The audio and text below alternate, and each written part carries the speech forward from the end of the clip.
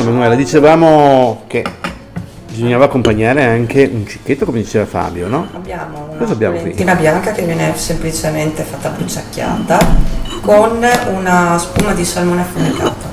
Allora, intanto noi continuiamo a parlare un momentino della mostra, che è una mostra che si sviluppa a Palazzo Roverella su 2 piani, perché le sale sono più sale che sono occupate da queste opere. E direi che in qualche modo mi piace anche molto questo discorso che abbiamo il nord Europa rappresentato un po', non dico col sud Europa, ma comunque con Rovigo, che sicuramente è un'area a meridione appunto di queste aree contaminate, però abbiamo Roma in mezzo che ci tiene in gioco. Sì, il movimento delle associazioni europee nasce nel cuore dell'Europa. Oggi si parlava proprio del fatto che l'esordio è a Monaco.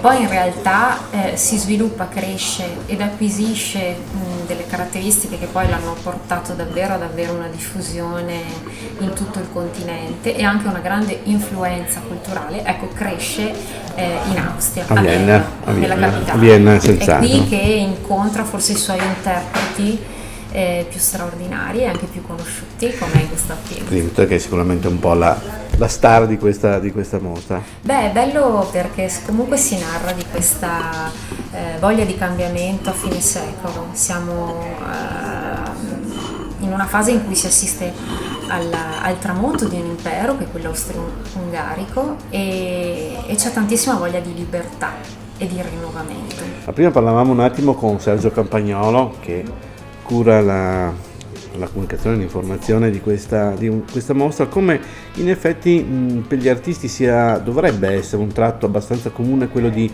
anticipare movimenti che sono nei popoli, no? E quindi in qualche modo capire l'aria che tira, no? Sì, è già successo. Sì, è già successo. Lui ci parlava anche di movimenti in Russia durante prima della rivoluzione russa, che saranno appunto protagonisti di una prossima mostra, non ricordo più se a Gorizia.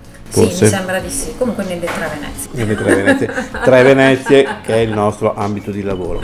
Ora direi di rendere omaggio a questi spuncioni, quindi un breve break perché noi mangiamo, vi lasciamo poi immaginare che cosa mangiamo e se voi vorrete qui proverete le stesse cose, quindi a tra poco.